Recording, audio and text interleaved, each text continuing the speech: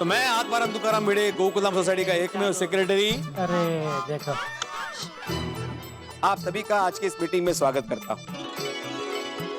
सबसे पहले मैं इस मीटिंग का आपको एजेंडा बता दूं। इस बार हम लोग 15 अगस्त को देश का 71वां स्वाधीनता दिवस मना रहे हैं। तो हर साल की तरह इस बार भी हम लोग सुबह ध्वजारोहण करेंगे, सब मिलकर राष्ट्रगीत गाएंगे और उसके बाद शाम को होगा रंगारंग कार्यक्रम।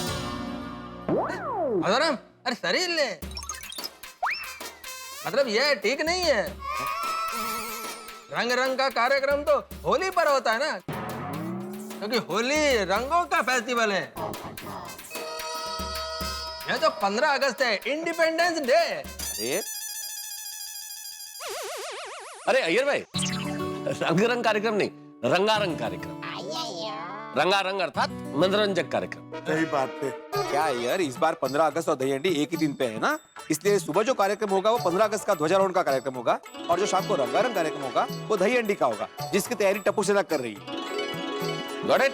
Okay okay, sorry. Atmaram continue please. हाँ, तो मैं कहाँ था? तू वही भाई, मैं आत्माराम तुकाराम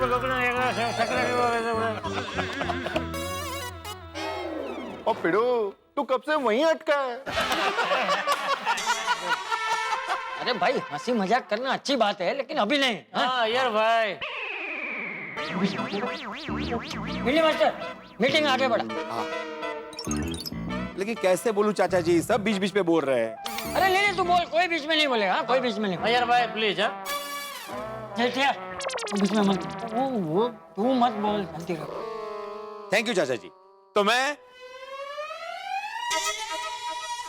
गोकुलधाम सोसाइटी में जो ध्वजारोहण है उसकी बात कर रहा था कि कैसे तय करेंगे कि ध्वजारोहण कौन करेगा।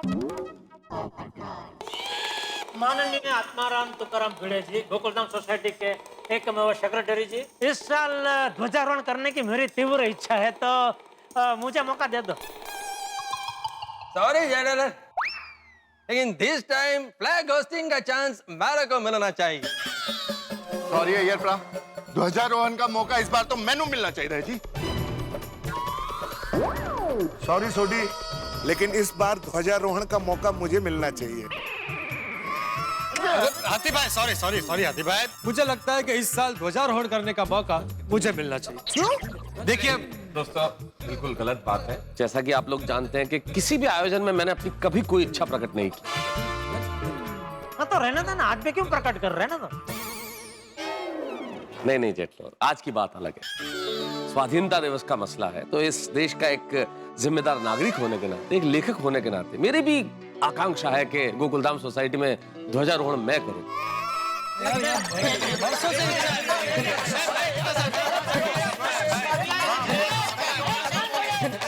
शांति रखो। यार भाई शांति रखो ना यार, बापूजी बोल रहे हैं कब से, शांति रखो जरा। अब तो शांत हो गया ना, तो बैठ जा। चल बैठ जा। बैठो। सही बात है, बैठ के भी तो मिली मास्टर, तू बोल। हाँ, तो मैं कहना चाहता हूँ कि इस बार ध्वजारोहण करने की मेरी इच्छा है।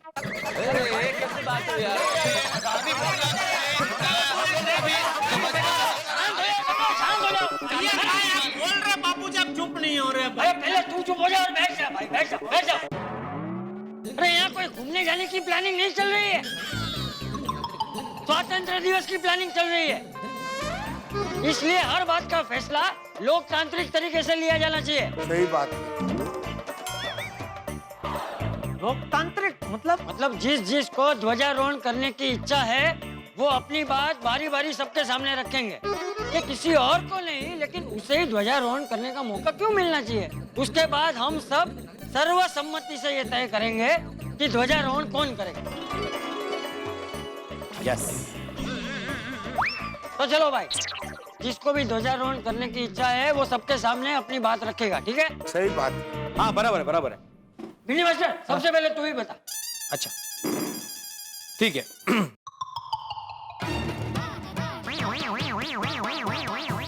फर्ज कीजिए कि अपना भारत देश एक बाग है, तो बाग में जो कलियां होती है उनका जतन करके उनको फूल कौन बनाता है? बोलो, शिक्षक बना माली है? अरे भैया, मालीगिरी छोड़ो, सीधा सीधा बता कि ध्वजारोहण करने का मौका तुझे क्यों मिलना चाहिए। अरे जेठालाल, मैं ये कहना चाहता हूँ कि देश की युवा पीढ़ी को सही मार्ग दिखाकर उनको भविष्य के लिए जिम्मेदार कौन बनाता है? कौन बनाता है? शिक्षक। बराबर, शिक्षक। देश के भविष्य की नींव कौन रखता है? शिक्षक। हाँ? इसलिए मैं आत्माराम तुकाराम भिड़े, गोकुलधाम सोसाइटी का एकमेव शिक्षक, इस बार ध्वजारोहण करने के लिए अपना नाम आगे करता हूँ। आत्माराम, तुम जिस फ्यूचर का बात करता है ना, उस फ्यूचर में देश को साइंस और टेक्नोलॉजी में कौन आगे लेके जा सकता है? एक साइंटिस्ट। और आने वाला टाइम साइंस और टेक्नोलॉजी का है, इसलिए देश का प्रोग्रेस साइंटिस्ट पर डिपेंड करता है, क्योंकि साइंटिस्ट नया नया रिसर्च करता है, जिससे देश को ही नहीं पूरे वर्ल्ड को फायदा होता है। इसलिए being a scientist, flag hosting के लिए मैं अपना नाम आगे करता हूँ। Well said Iyer. नंदी नंदी बबीता। एक मिनट, आप सब मेरी बात भी सुन लीजिए। देश के लोकतंत्र का चौथा स्तंभ कौन होता है? पोपट भाई, पहले 3 स्टंप कौन से? अरे स्टंप नहीं अब्दुल, स्तंभ स्तंभ। ठीक है, होगा कुछ। छोड़ो। वो ऐसे कैसे छड्डो भाई, मैनू जानना है। ओ पप्पू, तू बता पहले 3 स्तंभ कौन से हैं? सुनिए, वो पहले 3 स्तंभ वो अभी महत्व के नहीं है। अभी चौथे स्तंभ की बात चल रही है ना, मैं बाद में तुझे बताता हूँ। नहीं पोपटलाल जी, आपको पता भी है कि नहीं कि लोकतंत्र के 3 पहले स्तंभ कौन से हैं? मुझे तो पता ही होगा ना, आपको नहीं पता? अरे मुझे कैसे नहीं पता भाई? हमारी कार्यपालिका, हमारी न्यायपालिका, हमारी विधायिका, 3 स्तंभ है हमारे। सुना सोडे? हाँ, तो भाई आप चौथे स्तंभ की बात करें। देश के लोकतंत्र का चौथा स्तंभ पत्रकार होता है। बिल्कुल बिल्कुल। तो उसका क्या? बताता हूँ भाई, पत्रकार समाज का आईना होता है। वो दिन रात मेहनत करके खबर की तह तक पहुंचता है और समाज के सामने उसकी सच्ची तस्वीर पेश करता है। वो देश को और समाज को जागरूक रखने का काम करता है। पत्रकार कुंवारा होता है। कौन बोला? कौन बोला? कौन बोला? कौन बोला? ये अय्यर भाई।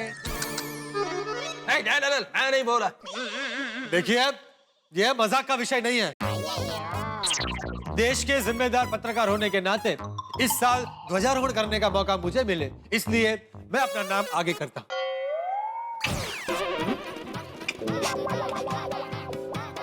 पोपटलाल, तुम्हारा हो गया?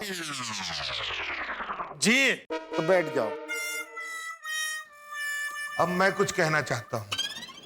देखिए, देश बनता है अपने लोगों से। अगर लोग तंदुरुस्त नहीं होंगे तो देश तंदुरुस्त नहीं होगा। और लोगों की तंदुरुस्ती और स्वास्थ्य का ध्यान रखते हैं डॉक्टर। इसलिए ध्वजारोहण के लिए मैं अपना नाम आगे करता हूं। दोस्तों, इस ध्वजारोहण के संबंध में मुझे भी मेरी बात रखने का अधिकार है, तो मैं आपसे इजाजत चाहता हूं कि मैं भी अपनी बात रखूं। मैं अपने बात के प्रारंभ में सिर्फ एक छोटा सा सवाल करना चाहता हूं। आखिर सोई हुई चेतना को कौन जगाता है? अभी चेतना को तो उसके परिवार वाले ही जगाते होंगे ना मेहता साहब। अभी इधर चेतना कहाँ से है? कौन है चेतना? जेठालाल, मैं मजाक नहीं कर रहा हूं और ये मजाक का विषय भी नहीं है। मैं किसी महिला चेतना की, किसी व्यक्ति चेतना की बात नहीं कर रहा। मैं तुम्हारी, मेरी, आपकी, समाज की, इस देश की चेतना की बात कर रहा हूं। आखिर इस देश की चेतना को, समाज की चेतना को जागृत कौन करता है? एक लेखक। लेखक के पास सबसे बड़ा हथियार होता है कलम का। कलम नहीं होती तो कोई आंदोलन खड़ा नहीं होता। लेखक अपनी कलम से कला और संस्कृति को अक्षुण्ण रखने का प्रयास करता है। अपनी कलम से, अपने लेखन से, अपनी रचना धर्मिता से वो एक समाज को, राष्ट्र को एक नया आकार देने की कोशिश करता है। समाज के और राष्ट्र के निर्माण में अपनी अहम भूमिका निभाता है। इसलिए मित्रों, मुझे लगता है स्वाधीनता दिवस के शुभ अवसर पे अगर ध्वजारोहण का ये पवित्र पावन मौका किसी को मिलना चाहिए तो वो एक लेखक को मिलना चाहिए। हाँ। यानी कि मुझे। इसलिए मैं इस ध्वजारोहण के लिए अपना, यानी कि तारक मेहता का नाम प्रस्तावित करता हूं। ओ यारो, और देश के लिए सबसे ज्यादा जरूरी है देश के पहिए। देश के चक्के हमेशा अगर घूमते रहेंगे तो हमारे देश की गड्डी एकदम मक्खन वर्गे एकदम आगे बढ़ती जाएगी। और ये सब हमारे जैसे मैकेनिकल इंजीनियर ही करते हैं। बड़े बड़े ट्रक, डंपर, ट्रेन, यहां तक कि एरोप्लेन भी हमारी वजह से ही चलते हैं। अगर ये चलते रहेंगे तो हमारा देश हमेशा तरक्की करता रहेगा, विकास करता रहेगा। इसलिए मेरी आप सबसे विनती है कि इस बार ध्वजारोहण का मौका मुझे दिया जाए। Thank you.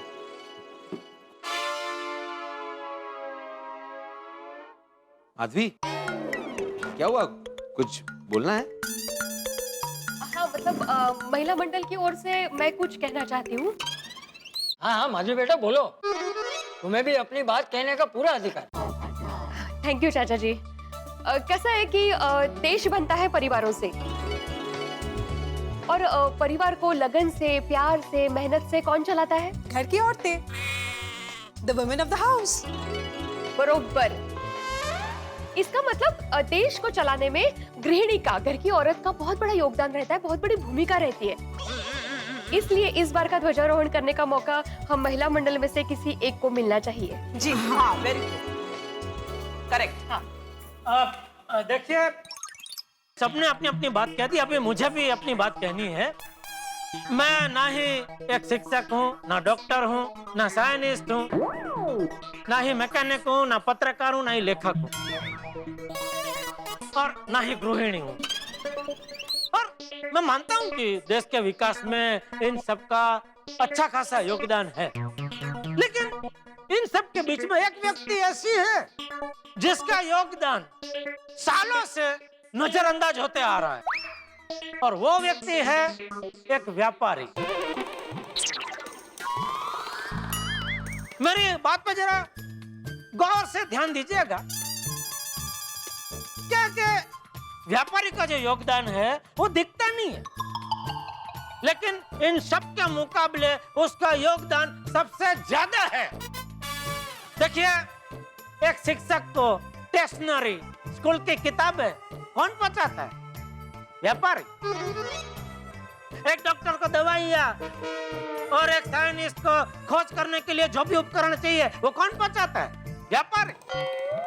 एक मैकेनिक को औजार और एक पत्रकार को अखबार के लिए कागज से लेकर स्याही तक कौन पहुंचाता है? एक व्यापारी। एक लेखक को कलम से लेके वो डायरी, किताबें, वो सब कौन पहुंचाता है? व्यापारी। यहाँ तक कि गृहिणी का घर में जो भी कुछ सामान चाहिए वो कौन पहुंचाता है? एक व्यापारी। तो मेरा ऐसा मानना है कि अगर व्यापारी ना हो तो आप सबका कामकाज ठप हो जाए। इसलिए मैं ये मानता हूँ कि देश के विकास के लिए आप सबके मुकाबले एक व्यापारी का योगदान सबसे ज्यादा है। जनरल, तुम कह रहे हो कि व्यापारी ये करता है, व्यापारी वो करता है, लेकिन वो ये सब फ्री में तो नहीं करता है ना, अपना प्रॉफिट तो लेता ही है ना। इसमें प्रॉफिट की बात कहां से आई? आप भी जिस कंपनी के लिए काम करते हैं उससे पगार तो लेते ही है ना, फ्री में थोड़ी करते हैं। ये भीड़े पढ़ाने की फीस लेता ही है ना बच्चों से। मतलब हम जो जो व्यवसाय करते हैं उसमें से पैसा तो कमाते ही है ना, कोई फ्री में तो कुछ नहीं करता है। मैं तो सब कुछ गलत कह रहा हूँ? मैं नहीं बिल्कुल नहीं, ये बात तो बिल्कुल सही। छोटी बराबर है कि नहीं? एकदम करेक्ट है जेठा। हाँ, तो फिर ये मुद्दा क्या लेके आया भैया भाई? सॉरी। तो दोस्तों, सारे मुद्दों पर नजर रखते हुए मेरा यह दृढ़पण मानना है कि गोकुलधाम सोसाइटी में इस साल ध्वजारोहण का मौका एक व्यापारी को मिलना चाहिए, अर्थात मुझे मिलना चाहिए।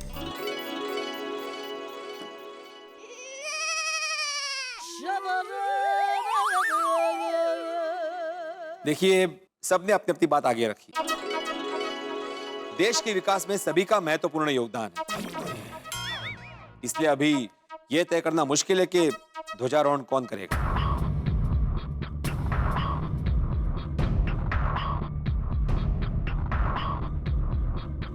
काम करते हैं भिंडी मास्टर, पर्ची निकालते हैं। जिसके नाम की पर्ची निकलेगी वो ध्वजारोहण करेगा। नहीं बापू जी, पर्ची का क्या, मैंने तो अरे बराबर है, तू बैठ जा, मैंने पुरवार किया। अरे बैठ जा। हाँ, ये अच्छा आइडिया है। अब्दुल, हाँ। सबके नाम की पर्ची बना। वेरी गुड, चलो। तो सबके नाम की पर्ची यहाँ पे आ गई है। अभी सवाल ये है कि पर्ची निकालेगा कौन? चाचा जी, आप बुजुर्ग हैं, आप निकाल। अरे नहीं, मुझे लगता है कि महिला मंडल में से किसी को पर्ची निकालनी चाहिए। अरे कोई भी जाओ, माधवी बेटी तुम जाओ। नहीं मैं नहीं। कोमल भाभी आप जाइए ना।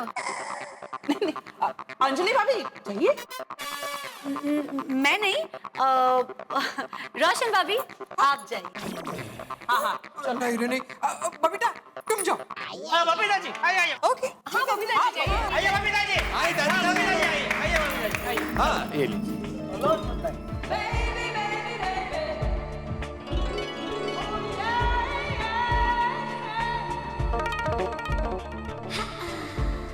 निकालिए निकालिए बबीता जी।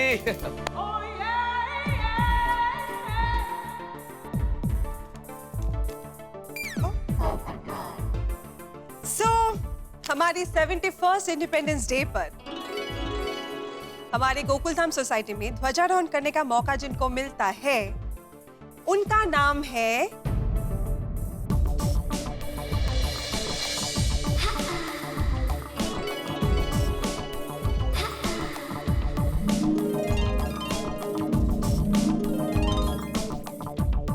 उनका नाम है जेठा जी।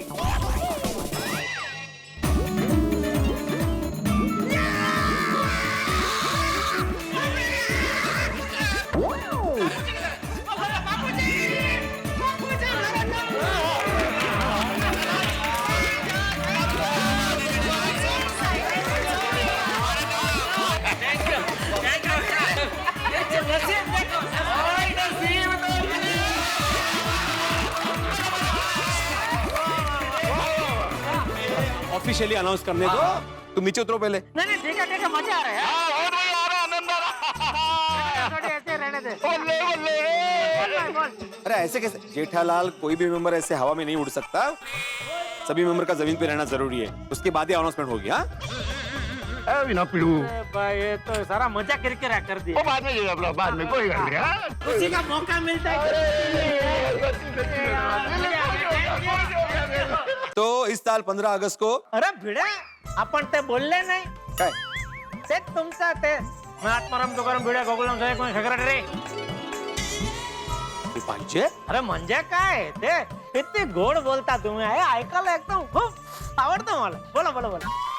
हो आज तो आवडणारच। तो मैं आत्माराम तुकाराम भिड़े गोकुलधाम सोसाइटी का एकमेव सेक्रेटरी ये घोषित करता हूं कि इस साल 15 अगस्त को ध्वजारोहण करेंगे श्री जेठालाल चंपकलाल गड़ा।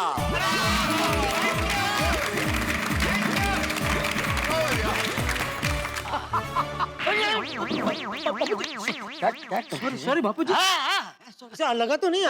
ले लगा। सॉरी। तो मैं आत्माराम तुकाराम भिड़े गोकुलधाम सोसाइटी का एकमेव सेक्रेटरी ये घोषित करता हूं कि आज की मीटिंग एक मिनट भिड़े, मीटिंग समाप्ति की घोषणा के पहले एक और घोषणा कर के ध्वजारोहण के बाद मेरी तरफ से सबको फाफड़ा जलेबी की पार्टी।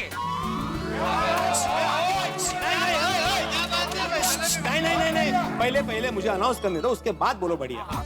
तो मैं आत्माराम तुकाराम भिड़े गोकुलधाम सोसाइटी का एकमेव सेक्रेटरी सबको ये सूचित करता हूं कि 15 अगस्त को ध्वजारोहण के बाद जेठालाल चंपकलाल गड़ा की तरफ से जलेबी फाफड़ा की पार्टी होगी।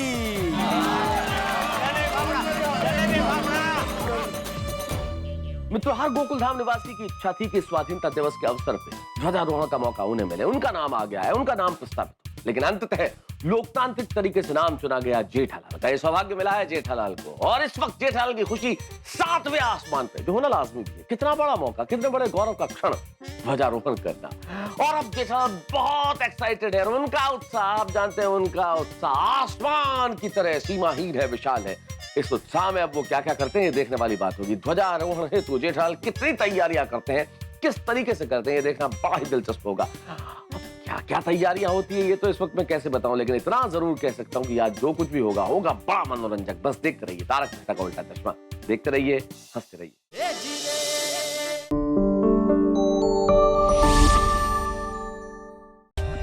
For more updates, subscribe to our channel, click the show links and enjoy watching the videos.